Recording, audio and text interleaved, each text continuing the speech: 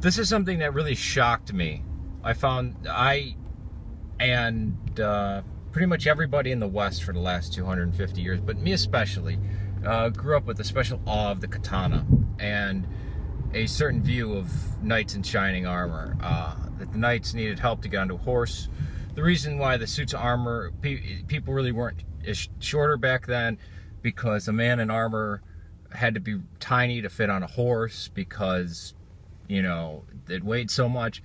If a knight in armor fell off a horse, he couldn't get back up. It was real cumbersome, and he just basically like chopped at each other with swords. And that the katana was, I mean, the way I was told from real little, especially by my father, oh, it had to be the right temperature of the sun, this and that, but that was their way of doing science. It was really scientific, it wasn't mystical. And like the katana was the be-all and end-all of weapons, and I think everybody had this in their head. If a samurai were to meet a knight in shining armor, you know, this drunken, slovenly, you know, knight who was just, you know, this arrogant aristocrat that went out and fought, who had just very little training, you know, just snobby, would get his ass handed to him, just murdered immediately by a samurai. And that the katana was the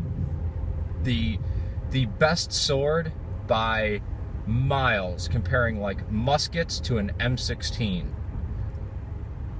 Yeah, well, and I was very defensive when I first heard this, but now I'm not.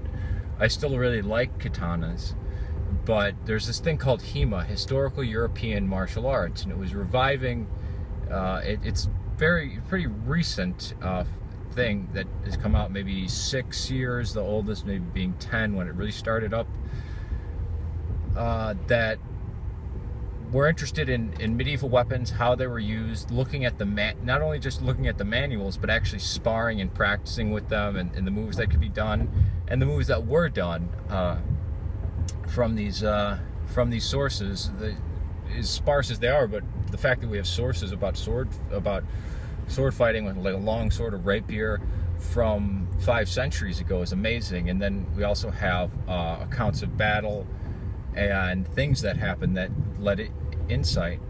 The longsword was proportionally the same weight as the katana, and it wasn't much heavier. It wasn't even half a pound heavier than a katana.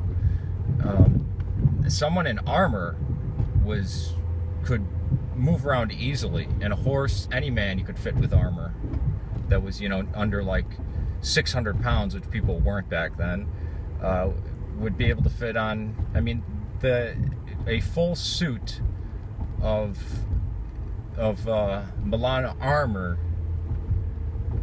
was half the weight of what a normal Marine carries in combat. I mean, it was 80 pounds and less, and the armor the plate armor cannot be pierced by the slashing of a katana. Now, the katana had an ingenious way of being made for the way it was made, but it didn't have a higher quality of steel than Europe. Europe actually had a higher quality of steel, especially in making blades and armor, which like offended me to my core, because no, I was raised that the Japanese had a much higher in folding the steel, and it was much stronger than these stupid, you know, Northern and Western Europeans, and you know that just couldn't be true. But I realized that was my bias. You can see Fermilab over there. I went the wrong way, but yeah, I was kind of, you know, astounded, and that the fighting, the martial arts of the knights were amazing, with amazing speed, and it looks like a form of jiu-jitsu with a sword, and the actions that can be done with a sword with the hilt, not just the little disc that separates the handle from the blade, but the, you know, that distinctive cross shape that most swords have, or even the rings on the side, allow for so many more actions. And it wasn't just hitting each other's swords. It was, I mean, it's amazing to see. It really is. The swords were usually pressing up against each other, and it was this sliding, slicing motion, trying to get in to hit certain parts, and even using the pommel. It's like I mean, the only thing to compare it to is jiu-jitsu, but a lot faster. And unlike kendo, that you have to hit, you have to make sure you land a hit, but no back blow, no the other person hitting you after you hit them, because that means your life, that means you're dead. So it's much more fluid, and I dare to say it looks a lot more like Kung Fu, with the speed and the speed and the skill. And I mean, it's strange. And that knights actually were trained far more than the samurai. And the samurai, you know, knights always didn't live up to chivalry, and many of them were bastards. Well, I should have known this out of just common sense, but same with the samurai. The samurai, you know, maybe it's a form of racism that we put them on a pedestal. Oh, see, they're non-white, so they have, me, a non-white, saying this, right? Crazy. So they're, you know, they don't have any of our virtues. You know, they only have vices, and better ones, or they have none of our vices, only virtues, and much better than ours. And anything that you would see as a vice, you just don't understand. You're just an ignorant barbarian from the West. I mean, this is kind of the view that even academia held, but it mainly comes from, you know, Anglican ministers living in Japan, or even, God, I hate to say it, you know, but, you know, Japanese karate movies and stuff like that. And the West was obsessed with karate in the time, around the time of Sherlock Holmes was written, the 1880s. They had Bartitsu, which Arthur Conan Doyle messed up as Baritsu, but Bartitsu. And there's a great documentary. Everybody was kung fu fighting. I saw that about maybe a year and a half ago. But this I just learned the last 2 weeks, and I was amazed. I was actually very hostile to the idea. I certainly I'm not going to bash the katana, but I mean, we lost that knowledge of that martial art because people stopped fighting with swords, right?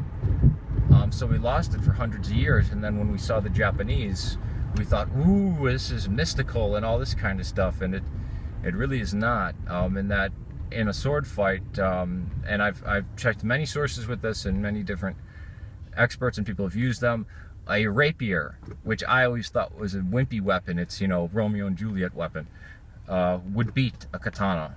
A longsword, a Krieg sword, would beat a katana. And a katana can't slice through another sword. In fact, it has a very sharpened, very, very hard but brittle edge, but very hard, good for cutting edge. But, I mean, the way they layered it was ingenious, and how they did it was, but not to the mind-blowing, you know, space-age technology that I was raised to believe. But no, the steel that was in Europe was actually far superior. But you know, Japan, I don't want to make this sound like I'm denigrating it. It's just the myth that was built up was so much to the fact that you know, when I first heard this, I was like, pish posh, that's just ridiculous, stupid people and their bigotry. No, it was my prejudice. It was my prejudice, and I guess my even bigotry of thinking, you know, nothing in Europe, you know, was even as close to being as good as what they had in Japan. Because, you know, and we think of, you know, the disease and the plague, but no. In fact, European weapons from the medieval time were actually, we should appreciate that more. And actually the fighting style wasn't clumsy, it was very fast. Think about it, it had to be. If the samurai, you know, who were on a pretty isolated island in an isolated culture were very quick, think how much quicker kingdoms in constant conflict had to be, and that knights started training from the age of 7. Peace to you. It's very interesting. Check out HEMA. And I am Shad, the truth about the katana. He's very respectful of it, and he goes into great deal on the molecular level and goes against those who are basically the katana fanboys and the katana bashers. Peace to you.